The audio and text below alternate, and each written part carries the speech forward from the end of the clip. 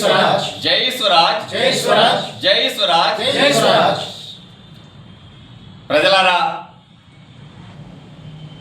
తెలంగాణ రాష్ట్ర ముఖ్యమంత్రి యనుమల రేవంత్ రెడ్డి ఇటీవల నిన్న మాట్లాడుతూ చాలా బాధాకరమైనటువంటి విషయాల్ని ఆయన మాట్లాడారు.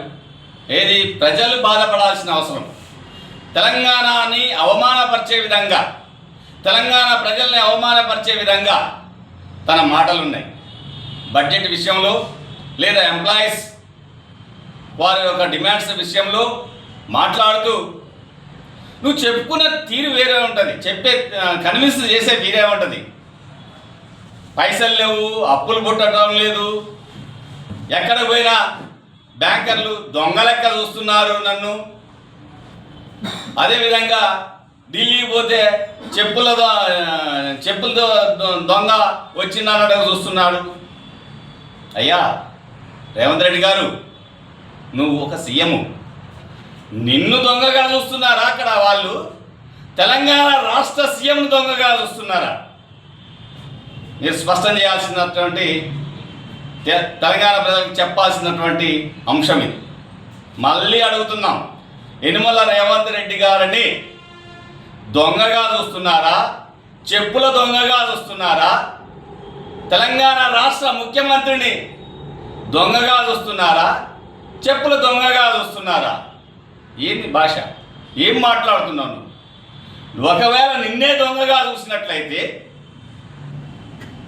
మరి నువ్వు దొంగ అనేది నిన్ను నువ్వే ఒప్పుకున్నప్పుడు ఈ తెలంగాణ ప్రజలకు నువ్వు సీఎం అవసరమా? సీఎంగా చేయాలనా? ఒకసారి ఆలోచించు. లేదు, నిన్ను దొంగగా చూడటం లేదు, యనుమల రేవంత్ రెడ్డి గారిని దొంగగా చూడటం లేదు, తెలంగాణ రాష్ట్ర ముఖ్యమంత్రిని దొంగగా చూస్తున్నారా? ప్రజలారా ఒక్కసారి ఆలోచించండి. తెలంగాణ రాష్ట్ర ముఖ్యమంత్రి దొంగ, చెప్పుల దొంగ అనే దేశవ్యాప్తంగా లేదా అనేక ఫైనాన్స్ కంపెనీలు చూస్తున్నాయంటే అంతకంటే పెద్ద అవమానం ఈ తెలంగాణ ప్రజలకి లేదు. 3.5 పైగా ఉన్నటువంటి కోట్ల ప్రజలందరి అవమానం ఇది. మరి తెలంగాణ ప్రజల ముఖ్యమంత్రిని దొంగగా చూస్తున్నట్టు పరిస్థితి కల్పించినటువంటి రేవంత్ రెడ్డి మనకి సీఎంగా అవసరమా? ఒకసారి ఆలోచించండి.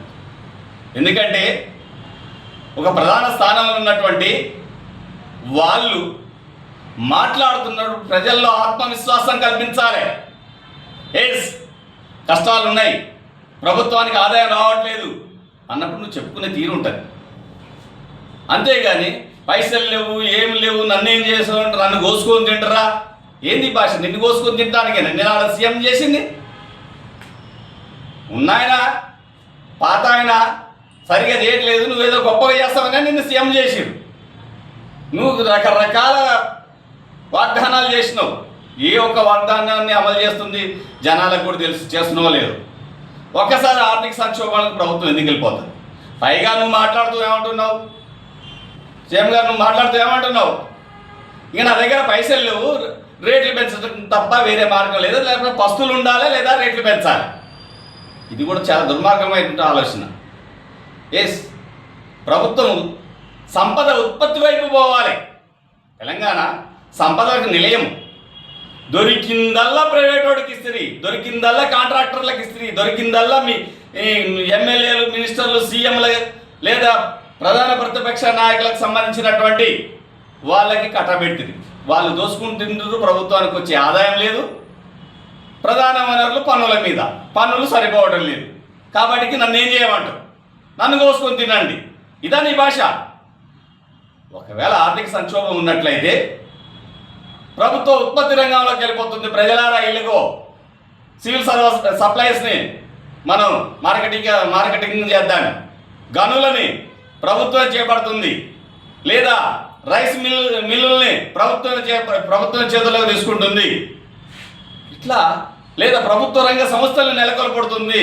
వచ్చిన ఉత్పత్తి ద్వారా ఆదాయం పెంచుకొని మన సమస్యలు పరిష్కరించుకుందామి అని చెప్పడం కాకుండా నన్ను ఏం చేయటం అని చెప్పేసి నడి రోడ్డు మీద తెలంగాణ ప్రజల్ని అవమానకరంగా వదిలిపెట్టిపోవటం అనేది చాలా దుర్మార్గకరం. అలా భాష చేయడం ఇమ్మీడియట్గా నువ్వు ప్రజలకి క్షమాపణ చెప్పాలి. ప్రజలారా మీరు కూడా ఈ యనమల రేవంత్ రెడ్డి గారు తనను తాను దొంగ అని చెప్పుకుంటున్నాడు, లేదా తెలంగాణ రాష్ట్ర ముఖ్యమంత్రి దొంగ అని చెప్తున్నాడు. ఈ ఆలోచించి తగు నిర్ణయం తీసుకోవాలని జై స్వరాజ్ పార్టీ కోరుతుంది. జై స్వరాజ్. MFSN ఛానల్కు లైక్ చేయండి, షేర్ చేయండి, సబ్స్క్రైబ్ చేయండి.